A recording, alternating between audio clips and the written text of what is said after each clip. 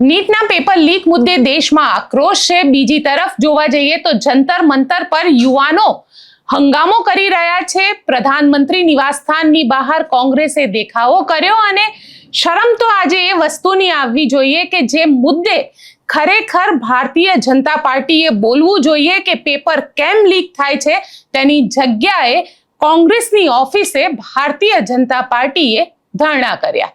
આજે આખા વિષયની વાત કરીશું, સાથે જ ચર્ચા કરીશું ચૈતર વસાવાના પત્નીની, કારણ કે ચૈતર વસાવાના પત્નીને હવે જામીન મળી ગયા છે।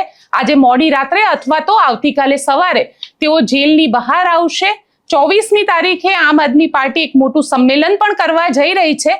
ચૈતર વસાવાની પત્નીની સાથે સાથે અન્ય જે લોકો છે તેમને પણ જામીન મળી ગયા છે। કયા ગ્રાઉન્ડ પર તેમને જામીન મળ્યા છે અને ચૈતર વસાવાને હજી સુધી કેમ જામીન નથી મળ્યા તેની પણ ચર્ચા કરીશું। નમસ્કાર, હું છું ગોપી ગાંગર અને આપ જોઈ રહ્યા છો નિર્ભય ન્યૂઝ।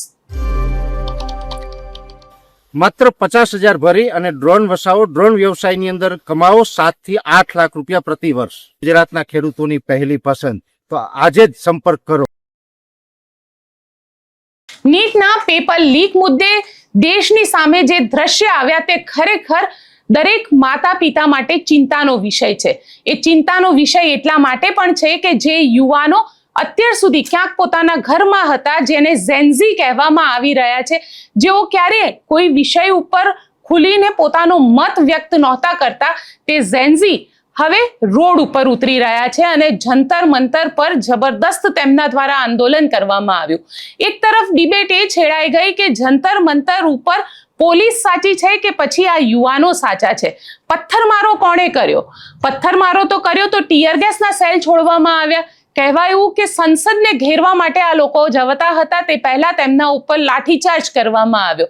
પણ જે દ્રશ્ય સામે આવ્યા તે દ્રશ્યએ દેશને એકવાર વિચારવા માટે મજબૂર કરી દીધો કે શું ખરેખર પ્રધાનમંત્રી નરેન્દ્ર મોદી, કે જેને વિકાસ પુરુષ આપણે તરીકે ઓળખીએ છીએ, એક વિકસિત દેશના પ્રધાનમંત્રી તરીકે આપણે તેમને ઓળખીએ છીએ, ત્યાં આ પ્રકારે કઈ રીતે થયું અને તેમના રાજમાં આ થયું?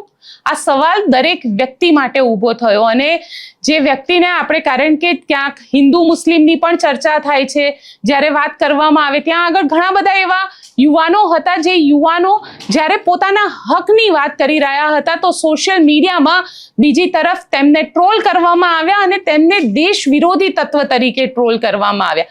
ક્યાંક ચાઇનાનું કનેક્શન આપવામાં આવ્યું, ક્યાંક પાકિસ્તાનનું કનેક્શન આપવામાં આવ્યું, પણ જ્યારે એક સાથે આટલી મોટી સંખ્યામાં જે યુવાનો, જે વિદ્યાર્થીઓ છે તે વિદ્યાર્થીઓ રોડ ઉપર ઉતર્યા ત્યારે ખરેખર મોદી સરકાર પણ વિચારમાં પડી ગઈ કે શું આ યુવાન જાગી ગયો છે? તેનો જે ડર હતો તે ડર અહીંયા આગળ જતો રહ્યો છે। અને સવાલ એટલા માટે પણ થયો કારણ કે જે યુવાન પોતાના હકની વાત કરી રહ્યો છે, પોતાના રોજગારીની વાત કરી રહ્યો છે, પોતાની શિક્ષાની વાત કરી રહ્યો છે, અને એમાં પણ પેપર લીક જેવો મુદ્દો કે જે મુદ્દે ખરેખર સરકારે પોતાની જવાબદેહી નક્કી કરવી જોઈએ કે કઈ વ્યક્તિના લીધે આ થયું, તે નક્કી ન કરવાના કારણે આ યુવાનો મેદાનમાં આવ્યા, તે વિષય ઉપર સરકાર ચર્ચા નથી કરતી। પ્રધાનમંત્રી સંસદની બહાર જ્યારે મીટિંગ મળે છે એનડીએની, ત્યારે એવું કહે છે કે જે પણ વ્યક્તિ હશે આની અંદર દોષિત, તેના સજા કરવામાં આવશે। પણ શું તેનાથી પૂરતું છે? શું એ જવાબદેહી નક્કી થવી જોઈએ ખરી? પ્રધાનમંત્રીને અમે પણ સવાલ પૂછીએ છીએ કે જવાબદેહી ક્યારે નક્કી કરશો તમે? કારણ કે ધર્મેન્દ્ર પ્રધાનનું રાજીનામું માંગવા માટે આ યુવાનો અહીંયા આગળ ભેગા થયા છે। એમનું માત્ર એક જ વસ્તુ કહેવું છે કે જે નીટનું પેપર લીક થયું છે, જેના લીધે 21થી વધારે વિદ્યાર્થીઓએ આત્મહત્યા કરી લીધી છે, તેના મોત માટે જવાબદાર કોણ? નીટના પેપર લીક થવા પાછળ જવાબદાર કોણ? અને જો એ જવાબદાર વ્યક્તિ તરીકે શિક્ષા મંત્રી આવતા હોય તો તેમનું રાજીનામું થવું જ જોઈએ। કેમ નથી લેતા પ્રધાનમંત્રી ધર્મેન્દ્ર પ્રધાનનું રાજીનામું? આ સવાલ એ યુવાન પૂછી રહ્યો છે અને સતત છેલ્લા 3 દિવસથી જંતર મંતર ઉપર હજારોની સંખ્યામાં યુવાનો ભેગા થઈ રહ્યા છે। ગઈકાલે કોંગ્રેસ પણ તેમની સાથે આવ્યું, કારણ કે લોકસભાની અંદર સત્ર ચાલી રહ્યું છે અને લોકસભાના આ સત્રમાં સતત હંગામો થઈ રહ્યો છે। વિપક્ષ પણ હવે જવાબ માંગી રહ્યો છે કે જે વિદ્યાર્થીઓ ઉપર લાઠીચાર્જ કરવામાં આવ્યો, તેમને બેરહેમીથી મારવામાં આવ્યા, તેના માટે જવાબદાર કોણ? આ સવાલનો જવાબ તેમને જોઈએ છે. અને સાથે જ નીટનું જે પેપર લીક થયું છે તેમાં જો મંત્રી ધર્મેન્દ્ર પ્રધાનનું રાજીનામું નહીં લેવામાં આવે તો વિપક્ષ પણ કહી રહ્યું છે કે અમે લોકસભા નહીં ચાલવા દઈએ. સતત હંગામો ચાલી રહ્યો છે. મારામારીના દ્રશ્ય સામે આવ્યા. આજે બિહારની અંદર પણ કંઈક આવા જ દ્રશ્ય સામે આવ્યા કે વિરોધ પ્રદર્શન થઈ રહ્યું હતું, ત્યાં વોટર કેનન છોડવામાં આવ્યો, આંસુ ગેસ છોડવામાં આવ્યો. પણ સવાલ અહીંયા આગળ એ ઊભો થઈ રહ્યો છે કે સરકાર કેમ એ જવાબદેહી નક્કી નથી કરી શકતી? મને તો સવાલ ભારતીય જનતા પાર્ટી માટે થઈ રહ્યો છે, કારણ કે ભારતીય જનતા પાર્ટી એક તરફ વિદ્યાર્થીઓ આંદોલન કરી રહ્યા છે. કદાચ શું ભારતીય જનતા પાર્ટીના નેતાઓને બાળકો નહીં હોય? તેમના બાળકો શું નીટની એક્ઝામ નહીં આપે? કે તેમને વિશ્વાસ છે કે અમારા બાળકો નીટની એક્ઝામ આપશે અને અમે કંઈક ને કંઈક કરી લઈશું, કેમ કે અમે ભારતીય જનતા પાર્ટીના નેતા છે, અમારી પાસે પૈસા પણ છે અને અમારી પાસે એ રસૂખ પણ છે કે જ્યાં આગળ અમે આ પેપરની અંદર જે પણ ગડબડી થાય છે કે જે પણ પેપર આવે છે તે પેપર પહેલા જ અમારી પાસે આવી જશે. તો ભારતીય જનતા પાર્ટીના નેતાઓ કદાચ એ વાતને લઈને આશ્વસ્ત થશે. તેમને તેમના બાળકોના ભવિષ્યની ચિંતા નથી, કારણ કે તેમની પાસે ઘણું બધું છે. પણ અત્યારે સવાલ અહીંયા એ ઊભો થઈ રહ્યો છે કે મધ્યમ વર્ગનો વ્યક્તિ કે જે વ્યક્તિ જેનો કોઈ સંપર્ક નથી સરકારમાં, એનું બાળક જે પોતે નીટના પેપરની અંદર લીક થવાના કારણે ડિપ્રેસ થઈ જાય છે, આત્મહત્યા કરી લે છે, તેના માટે કોણ જવાબદાર છે? એ ક્યારે નક્કી કરવામાં આવશે? ભારતીય જનતા પાર્ટી આજે કોંગ્રેસ ઓફિસ ઉપર ધરણા રાખ્યા હતા. મને ખરેખર સવાલ અહીંયા આગળ એ ઊભો થયો કે કોંગ્રેસ જો ધરણા કરે તો એને માની પણ શકાય, કારણ કે સત્તામાં નથી. પણ ભારતીય જનતા પાર્ટીએ એટલા માટે ધરણા કર્યા કે રાહુલ ગાંધી અને વિપક્ષી નેતાએ પ્રધાનમંત્રી નિવાસસ્થાન ઉપર જઈને ધરણા કર્યા. અરે આ ધરણા કરવાની જરૂર કેમ પડી? જો પહેલા જ આના માટે જવાબદેહી જે વ્યક્તિની હતી તે વ્યક્તિ ઉપર એક્શન લેવાયું હોત તો કદાચ વિપક્ષને પ્રધાનમંત્રી નિવાસસ્થાન પર જવાની જરૂરત પણ ન પડી હોત. પણ ખેર, રાજનીતિ છે, અહીંયા આગળ બધા જ રાજનીતિ કરે છે. કોંગ્રેસ પણ ત્યાં ગયું. કદાચ કોંગ્રેસને પણ એ આશા હશે, વિદ્યાર્થીઓની વાત તો અલગ છે, કોંગ્રેસને આ આશા હશે કે અમે સત્તામાં આવી જઈશું. અને ભારતીય જનતા પાર્ટી આજે એ કહીને કોંગ્રેસ ઓફિસે પહોંચી કે પ્રધાનમંત્રીનું અપમાન કર્યું છે. તો આ દેશનો યુવાન જે વિદ્યાર્થી છે એનો શું વાંક? એ વિદ્યાર્થી કેમ જંતર મંતર પર બેઠો છે? એ યુવાન જેના ખરેખર પોતાનો હક માંગી રહ્યો છે. તમે અત્યાર સુધી તમને ખબર છે કેટલા પેપર લીક થયા છે? અત્યાર સુધી લગભગ 2014 થી લઈને જો વાત કરવામાં આવે, હું 2014 ની પહેલાની વાત એટલા માટે નથી કરી રહી કે 2014 થી સત્તામાં એનડીએ છે, એટલે કે ભારતીય જનતા પાર્ટી છે. તો જવાબદેહી પણ ભારતીય જનતા પાર્ટીની થાય છે. ગુજરાતની વાત કરીએ તો ગુજરાતમાં એવું કહેવામાં આવે છે કે વિકાસ તો કોંગ્રેસે નહોતો કર્યો, અમે તો કર્યો છે. અરે ભાઈ, 35 વર્ષથી તમારી સરકાર છે. જો 35 વર્ષથી સરકાર તમારી છે તો પછી રોડ, રસ્તા, ગટર, પાણી, શિક્ષા માટે જવાબદાર વ્યક્તિ પણ તમે જ છો. એના માટે હું ભારતીય જનતા પાર્ટી કોંગ્રેસની વાત ન કરી શકું 1990 ની, કે જોયું 1990 ની અંદર આ વસ્તુ નહોતી કરવામાં આવી. સવાલ માત્ર એટલો છે કે જવાબદેહી કોઈએ નક્કી નથી કરવી. અને અહીંયા આગળ આજે જ્યારે કોંગ્રેસ ઓફિસ ઉપર ભારતીય જનતા પાર્ટીના નેતા પહોંચ્યા, કોંગ્રેસ હાય હાયના નારા લગાવ્યા, ખૂબ મોટી સંખ્યામાં કાર્યકર્તાઓ સાથે પહોંચ્યા. સવારે કોંગ્રેસના જે નેતાઓ છે તેમને વિરોધ પ્રદર્શન કર્યો, રાહુલ ગાંધીના સમર્થનમાં કર્યો અને જબરદસ્ત વિરોધ પ્રદર્શન કર્યો. પણ મને તો અહીંયા આગળ સવાલ એ પણ થયો કે રાહુલ ગાંધી માટે તમે આવી શકો છો, પણ નીટનું પેપર જે લીક થયું એના માટે તમે અત્યાર સુધીમાં કોંગ્રેસે કેટલા આંદોલન કર્યા? કેટલી વાર એ લોકો રોડ ઉપર આવ્યા? કેટલી વાર આવી રીતે જ્યારે તમને પોલીસ ઢસડીને લઈ જાય છે તેના માટે આવ્યા? ગુજરાતમાં મુદ્દા ઓછા નથી, પણ કોંગ્રેસ આવી રીતે આંદોલન કરતું દેખાતું નથી. રાહુલ ગાંધીની વાત આવી તો કોંગ્રેસ રોડ ઉપર આવી ગયું, અને ભારતીય જનતા પાર્ટીને પ્રધાનમંત્રીની વાત આવી એટલે રોડ ઉપર આવી ગયું.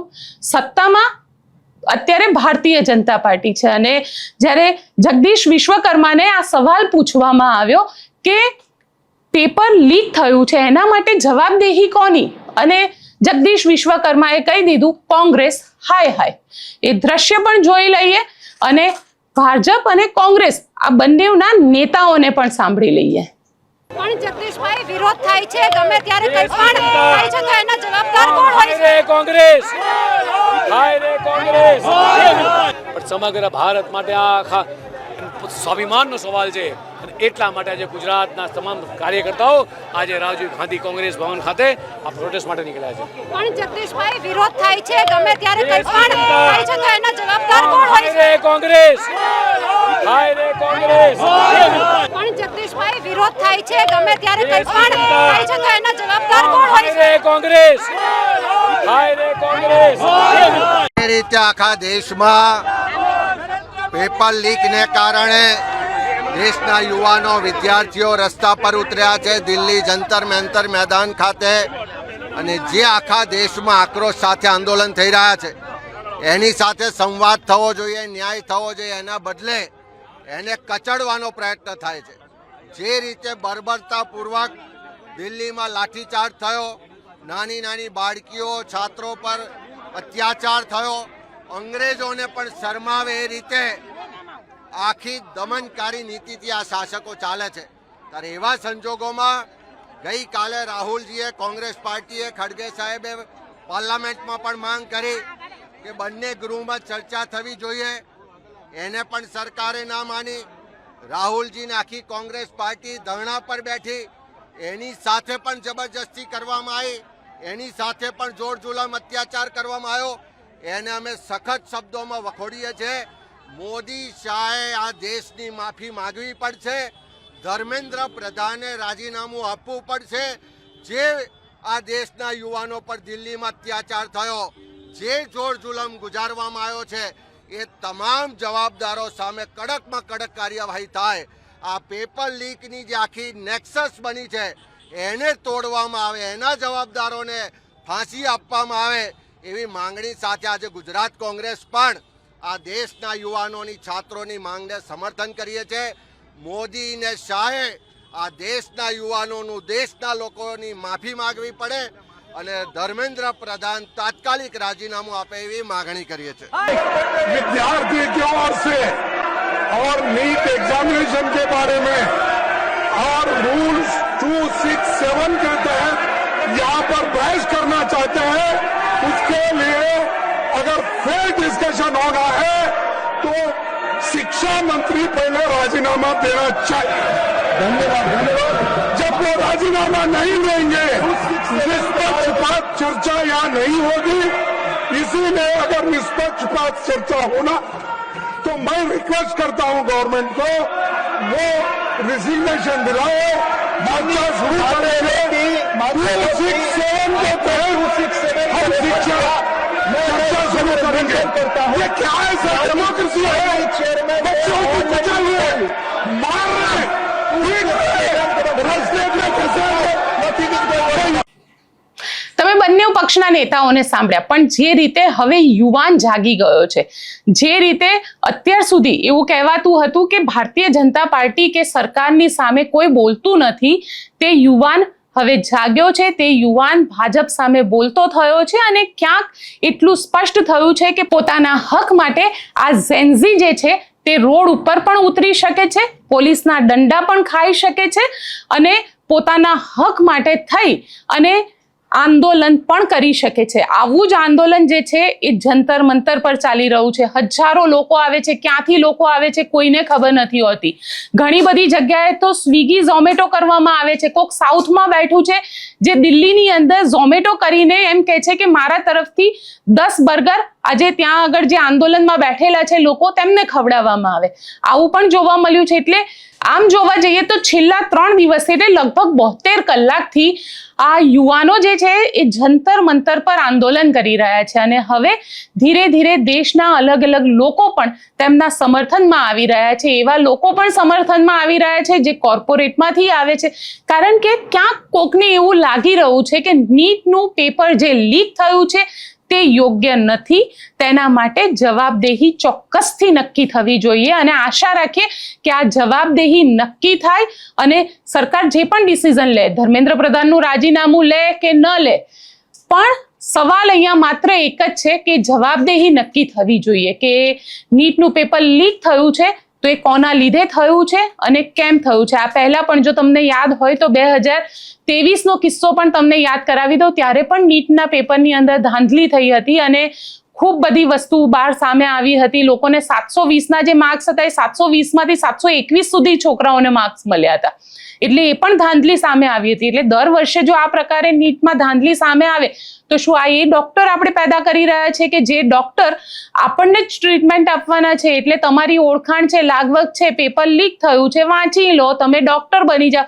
તો એ કેવા ડોક્ટર આપણે લોકો સમાજને આપી રહ્યા છે? એ પણ અહીંયા આગળ એક સૌથી મોટો સવાલ છે. ખેર, હવે વાત કરી લઈએ ચૈતર વસાવાની, કારણ કે ચૈતર વસાવા જે છેલ્લા લગભગ 40 દિવસથી વધારે સમયથી જેલની અંદર બંધ છે, તેમના પત્ની શકુંતલા વસાવા અને તેમની સાથે જે અન્ય ખેડૂતો હતા તે ખેડૂતોને હવે જામીન મળી ગયા છે. ચૈતર વસાવાની જામીન અરજી હજી સુધી તેમને મૂકી નથી, પણ તેમની સાથેના જે અન્ય 9માંથી જે 8 લોકો છે જેમના સજા પડી હતી, 9 લોકોને સજા થઈ હતી, જેમાંથી ચૈતર વસાવાને છોડીને હવે 8 લોકોને જામીન મળી ગયા છે. ગુજરાત હાઈકોર્ટ દ્વારા આજે જામીન આપી દેવામાં આવ્યા છે અને ગુજરાત હાઈકોર્ટ દ્વારા જામીન જે છે તે શરતી જામીન આપવામાં આવ્યા છે. અને સૌથી મહત્વની વાત તો એ છે કે હવે ચૈતર વસાવાની જામીન અરજી ફાઇલ કરવામાં આવશે, કારણ કે ચૈતર વસાવા પર જે સજા સંભળાવવામાં આવી છે, જે 7 વર્ષની સજા છે, જેના કારણે તેમના ધારાસભ્ય પદ પણ જઈ શકે છે.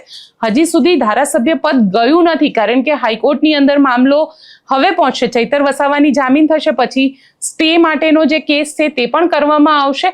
પણ અહીંયા આગળ સવાલ એ ઊભો થઈ રહ્યો છે કે જો કેસ આટલો જ ફિટ હતો, 7 વર્ષ સુધીની જો સજા થઈ શકતી હોત તો કોર્ટમાં પહેલા જ હિયરિંગમાં જામીન કઈ રીતે મળી ગયા? કારણ કે જે આર્ગ્યુમેન્ટ થયા છે તેમાં જે એવિડન્સ હોવા જોઈએ તે એવિડન્સ ક્યાંક કોર્ટની અંદર પ્રોડ્યુસ નથી કરાયા. જે ઇન્વેસ્ટિગેશન ઓફિસર હતા તેમના દ્વારા પણ જે ઇન્વેસ્ટિગેશન થવું જોઈતું હતું તે પ્રકારનું ઇન્વેસ્ટિગેશન નથી થયું. તો એનો મતલબ એવો થાય છે. એટલે હવે આ આખા મામલાની અંદર જોવા જઈએ તો ચૈતર વસાવાના જે જામીન અરજી છે તે હવે કરવામાં આવશે, પણ શકુંતલા વસાવા અને તેમની સાથેના ખેડૂતોને જામીન મળી ગયા છે. તે મામલાને લઈને તેમના વકીલે શું કહ્યું તે સાંભળી લઈએ. મારી સાથે અત્યારે એડવોકેટ વિશાલ દવે જોડાયેલા છે. વિશાલભાઈ, આજે શું થયું છે? આજે નામદાર બધા જે કેસમાં આરોપી હતા, શકુંતલાબેન ને બધા બીજા, એ બધાને જામીન આજે નામદાર કોર્ટ આપી દીધા છે. ઓકે, એટલે તમામ ખેડૂતો સાથે 6 જેટલા ખેડૂતોને શકુંતલાબેન વસાવા? હા જી, બધાની જામીન આજે કોર્ટ નામદાર કોર્ટે અલાઉ કરી છે. ઓકે, હા, થેન્ક યુ સર. જી. તો આ આખા મામલે મેં પોતે ઈસુદાન ગઢવી સાથે પણ વાત કરી. ઈસુદાન ગઢવીએ શું કહ્યું તે પણ સાંભળીએ. આપણી સાથે અત્યારે આમ આદમી પાર્ટીના અધ્યક્ષ ઈસુદાન ગઢવી જોડાયા છે. ઈસુદાનભાઈ, બધાને અત્યારે જામીન મળી ગયા છે ચૈતર વસાવાને છોડીને, શું કહેશો? બિલકુલ, અદાલતનો જે જામીન અમે મુકાયા હતા એમાં અદાલતશ્રીમાં જે કેસ ચાલ્યું તો સ્વાભાવિકપણે અમને ન્યાય મળ્યો છે અને ટૂંક સમયમાં ચેતરભાઈની પણ જામીન અરજી મૂકવામાં આવશે.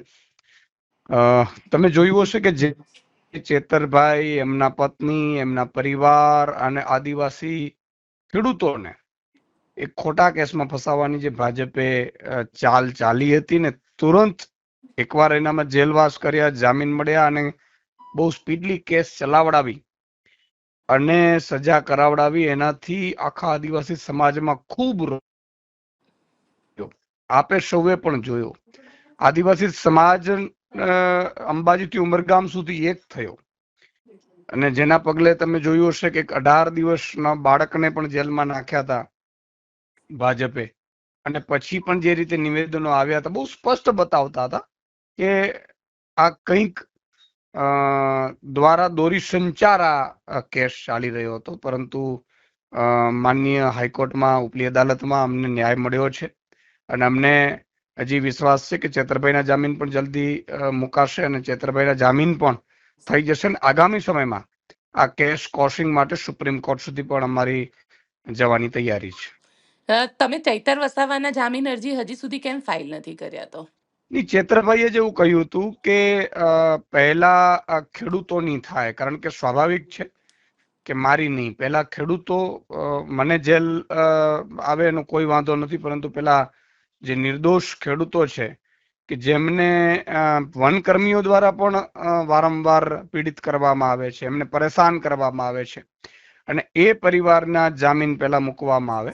એટલે અમારી આખી વકીલની ટીમ, ચેતરભાઈની સલાહ અને એ બધાને લઈને અમે નક્કી કર્યું હતું કે પહેલા જે બેન જે 18 દિવસનું બાળક છે એમનું મુકાયું છે, તમને ખબર હશે, અને એમના જામીન થયા. પછી નક્કી થયું કે ખેડૂતોનું મૂકીએ, શંકુતલાબેન અને ખેડૂતોના, અને આગળના જે મુકાયા હતા એ શંકુતલાબેન એકના જે બેન હતા બાળકના એમને મુકાયા હતા, અને હવે ચેતરભાઈના મુકાશે. એટલે એ એટલા માટે જ કરવામાં આવ્યું કે ભાઈ જેથી કરીને ખેડૂતો તુરંત બહાર આવી જાય. કદાચ આ લોકો ચેતરભાઈને વધારે જેલમાં રાખવા માંગતા હોય તો પણ આ ખેડૂતો જે નિર્દોષ ખેડૂતો છે, જેમનો કોઈ જ ગુનો નથી, જેમના ખેતરમાં રાત્રે 2 વાગે કદાચ 15,000 રૂપિયા ન પહોંચી શક્યા, બરોબર છે, એમને જે ભરપાઈ કરવાના હોય, તો એમાં રાત્રે 2 વાગે ઉભો પાક કાપી નાખ્યું, લણી નાખ્યું, એને એ નુકસાન થયું, એનો આજીવિકા ઉપર તડાપ મારી, પછી જેલમાં જવું પડ્યું, પછી જામીન મળ્યા પછી પણ પાછું જેલમાં જવું પડ્યું, સજા થઈ, એ બધાનો કોઈ બિચારાનો ગુનો નહોતો કઈ. ઠીક છે, એ તો સત્તાનો દુરુપયોગ ભાજપે કર્યો હતો, પણ એના ભાગરૂપે અમે આ કર્યું છે ને આગામી સમયમાં કેસ માટે અમે જ્યાં સુધી લડવું પડે અમે લડીશું. 24મી તારીખે ત્યાં એક તમે લોકો સંમેલન કરવા જઈ રહ્યા છો. બિલકુલ, તમને ખ્યાલ હશે કે 20 તારીખે સંમેલન હતું, અને પછી અમે એવું નક્કી કર્યું કે સ્વાભાવિક છે 22 તારીખે તારીખ પડી હતી, તો અમને પૂરો વિશ્વાસ હતો માનનીય ન્યાયાલય ઉપર, અને કારણ કે સ્વાભાવિક છે કે આ કેસમાં કશું જ છે નહીં, એમની પાસે કોઈ જ પુરાવા નથી, અને એટલે અમને જામીનની આશા હતી ને આજે જામીન મળી ગયા, આનંદના સમાચાર છે. એટલે શંકુતલાબેન પણ 24 તારીખે રહી શકે એટલા માટે થઈ અને અમે 24 તારીખે આયોજન કર્યું છે, અને ત્યાર પછી છોટાઉદેપુરમાં પણ એક કાર્યક્રમનું આયોજન છે. આ 24 તારીખમાં હું પોતે જઈશ, અને પછી સ્ટેપ બાય સ્ટેપ તમામ જગ્યાએ અમારા અલગ અલગ લીડરોને મોકલવામાં આવશે. બિલકુલ ઈસુદાનભાઈ, અમારી સાથે જોડાવા માટે આપનો ખૂબ ખૂબ આભાર. Thank you, thank you. 24મી તારીખે રાજપીપળામાં એક મહાસંમેલન ચૈતર વસાવા માટે આમ આદમી પાર્ટી કરવા જઈ રહ્યું છે, એટલે જોવાનું એ રહેશે કે કેટલા મોટી સંખ્યામાં આદિવાસીઓ ત્યાં ભેગા થાય છે. આમ તો શકુંતલા વસાવાને જામીન મળી ગયા છે, એટલે જે રીતે ઈસુદાન ગઢવીએ કહ્યું કે તેઓ પહેલા 20 તારીખે આખો કાર્યક્રમ કરવાના હતા, 22 તારીખનું હિયરિંગ હતું, એટલે 22 તારીખ પછી એમને 24 તારીખે આ કાર્યક્રમ એટલા માટે જ રાખ્યો કે જે પણ જજમેન્ટ આવે તેના આધારે કાર્યક્રમ કરવામાં આવે. એટલે હવે શકુંતલા વસાવાને જામીન મળી ગયા છે, અને તેમની સાથે જે અન્ય ખેડૂતો હતા તેમને પણ જામીન મળી ગયા છે, એટલે એ લોકો પણ ત્યાં આગળ મંચ ઉપર હાજર રહેશે. શકુંતલા વસાવા અને અન્ય જે ખેડૂતો છે તે લોકો. ચૈતર વસાવાને હજી પણ કોર્ટમાં પિટિશન ફાઇલ થશે અને ત્યારબાદ તેના ઉપર હિયરિંગ થશે, એટલે હજી પણ ઘણો સમય ચૈતર વસાવાને જેલની અંદર ગાળવો પડશે. આપ શું માનો છો મને કોમેન્ટ બોક્સમાં ચોક્કસથી લખીને જણાવજો, અને અમારી ચેનલ નિર્ભય ન્યૂઝને લાઇક, શેર અને સબસ્ક્રાઇબ કરવાનું ભૂલશો નહીં. આભાર.